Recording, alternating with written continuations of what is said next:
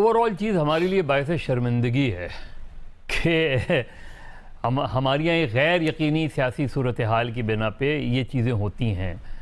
Michael गैलर उनका नाम है और उनसे जो हमें बड़ी खबर मिली वो ये खबर थी कि 2008, 2013 और 2018 के मुकाबले में इस दफ़ा जब भी पाकिस्तान के अंदर आम इंतखाबात होंगे तो जो EU ऑब्जर्वर मिशन है वो डिप्लॉय नहीं होगा। ये एक सिग्निफिकेंट डेवलपमेंट है। क्यों डिप्लॉय नहीं होगा पड़ता है, उनके ऊपर इम्प्लीमेंटेशन करनी पड़ती है। अगर वहां पे इंसानी हकूक के मसाइल हों, लेबर लॉज के हवाले से मसाइल हों, मजदूरों के हकूक के हवाले से मसाइल हों, तो फिर बिल्कुल गैर मामूली हैं। बल्कि मैं कहूँगा IMF के लिए ये एक इनकलाबी एक हरकत है। वरना नॉर्मली आप हुकूमत टू हुकूमत डील करते हैं, गवर्नमेंट टू गवर्नमेंट डील करते हैं। एक IMF को क्यों अलाउ किया जाए कि पाकिस्तान की मुख्तलिफ सियासी जमातों से गुफ्तगू करे।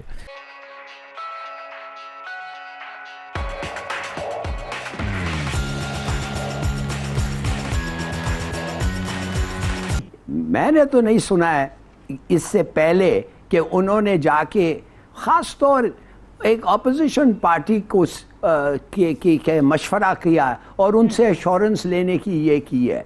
अमूमन क्या होता है कि वो गवर्नमेंट से बात करते हैं और ज़्यादा से ज़्यादा बिजनेस कम्युनिटी के साथ बात करते हैं, मगर इस दफ़े तो they've gone out of their way. वो तो कहने लगे कि इनको इनसे बात कराएं और इनको हम मिलना चाहते हैं।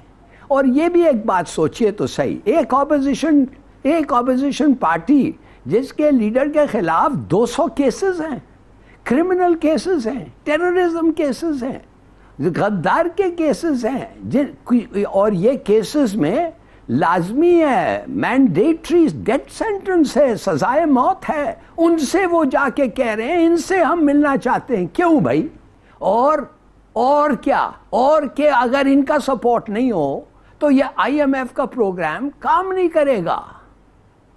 और क्या इनको जवाब मिलता है उस पार्टी से और उस पार्टी के सरबराह से कि अगर पॉलिटिकल गवर्नमेंट नहीं आई, अगर इलेक्शन फ्री और फेयर नहीं हुआ, अगर पॉलिटिकल स्टेबिलिटी नहीं आई तो इकोनॉमी नहीं चल सकती है और पाकिस्तान तुम्हारे पैसे वापस नहीं कर सकता है। और ये सब चीज़ों को नवंबर तक होना चाहिए। देखिए, बात सीधी सादी है कि इस वक्त IMF ज़्यादा ये इम्पोर्टेंस PDM और नून को नहीं दे रहा है। वो तो प्रिटेंड कर रहा है ये लाइट वेट पार्टीज हैं।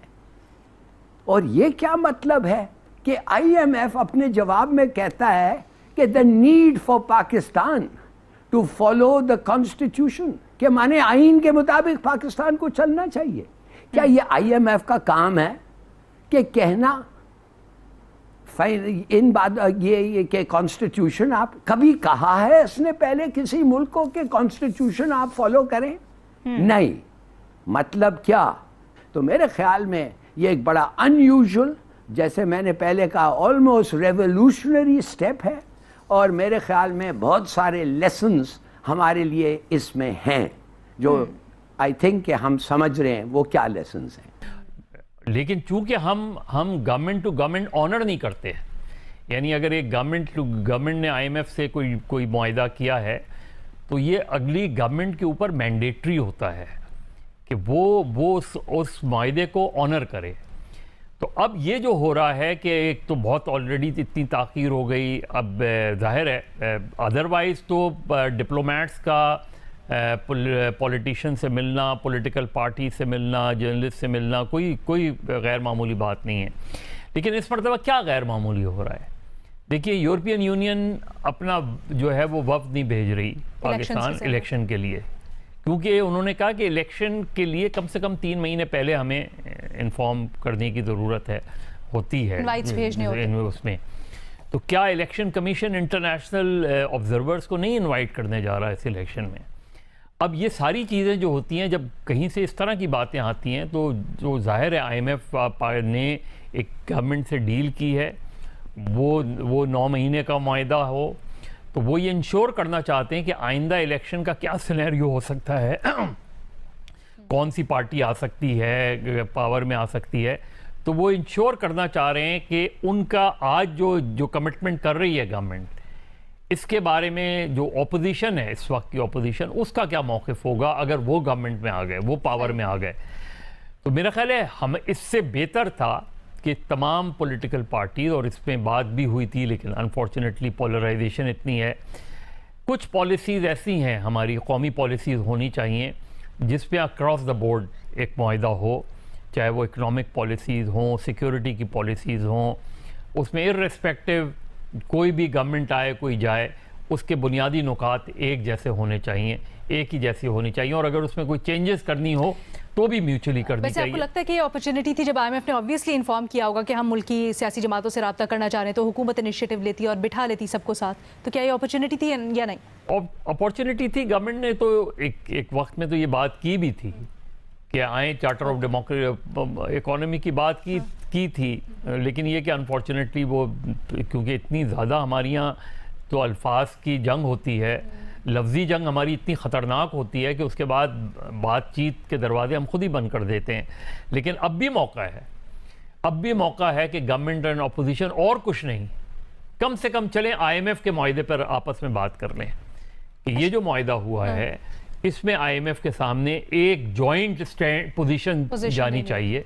इससे पहले भी कर लेना चाहिए। उनकी एक जो इंटरेस्टिंग उनकी फाइंडिंग थी कि जो 2018 के जो इलेक्शंस थे उसको वो कह रहे थे कि उन तमाम इलेक्शंस के मुकाबले में जो पहले 2008 वाला और 13 के मुकाबले में वो लेस ट्रांसपेरेंट था। और दूसरा उन्होंने थोड़ा सा मीडिया के किरदार के ऊपर भी वहाँ पे बात की कि कंपेयर टू 2013 जब कोई वायलेशन होती थी तो मीडिया ने उसको बड़ा अच्छे तरीके से उस पर रिपोर्ट किया। उन्होंने कहा 2018 के जो इलेक्शंस थे उसमें जो मीडिया की रिपोर्टिंग थी पाकिस्तान से वो कोई इतनी ऑब्जेक्टिव नहीं थी। बहुत सारी ऐसी वायलेशंस जो 2013 में हो जिसको मीडिया ने हाईलाइट किया, वो 2018 के इलेक्शन में पाकिस्तानी मीडिया ने हाईलाइट नहीं किया। ये वो थोड़ा सा उनके लिए एक सरप्राइजिंग फैक्टर था। उनको वो स्टेटस नहीं मिलता, पाकिस्तान के पास ये स्टेटस है। और अब इस स्टेटस के हवाले से बात करते हुए यूरोपीय यूनियन की जो सफीर हैं उन्होंने मुख्तलिफ चीजों का जिक्र किया। उन्होंने कहा कि हम पाकिस्तान के अंदर जो सियासी डेवलपमेंट से हम उसके ऊपर भी नजर रखे हुए हैं। पाकिस्तान के अंदर फौजी अदालतें बनाने की बात हो रही है, हम उसके ऊपर भी नजर रखे हुए हैं। ये जो यूरोपीय यूनियन की एम्बेसडर का बयान है, जो एक टीवी से बात करते हुए जो उन्होंने बातें की हैं, ये इंतहाई गैर मामूली है। ये दूसरी गैर मामूली डेवलपमेंट है। जो कल IMF का मामला हुआ, IMF वहां पे गया, आज यूरोपीय यूनियन की एम्बेसडर की तरफ से ये बातें हुई। इससे आपको नजर आ रहा है कि आलमी सतह के ऊपर इस वक्त पाकिस्तान के अंदर चीजों को किस नजर से देखा जा रहा है। इसलिए कि जो लोग कह रहे हैं ना कि जी वो सियासी जमात से मिलना था तो वो ये था तो वो था, भाई वो तो फिर राजा रियाज साहब से मिल लेते, ऑफिशियल ऑपोजिशन लीडर तो वो हैं। कल भी मैंने ये चीज अर्ज की थी।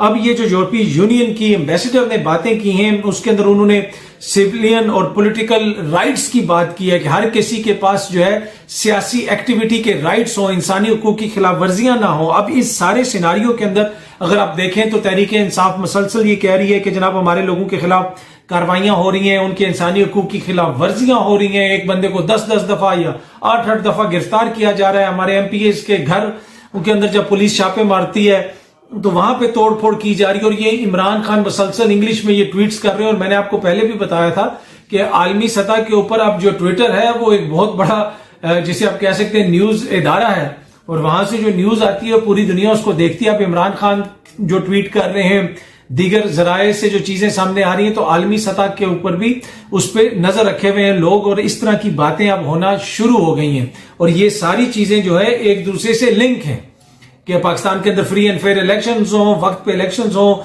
इंसानी हुकूक की खिलाफ वर्जियां ना हो। और ये जो दो चीजें हैं, यूरोपीय यूनियन की सफीर का बयान और IMF की इमरान खान से मुलाकात, इसको जो भी शख्स आपको ये कह रहा है कि ये जी मामूल की चीज है, वो मेरे ख्याल में कोई कसरे नफसी से काम ले रहा है।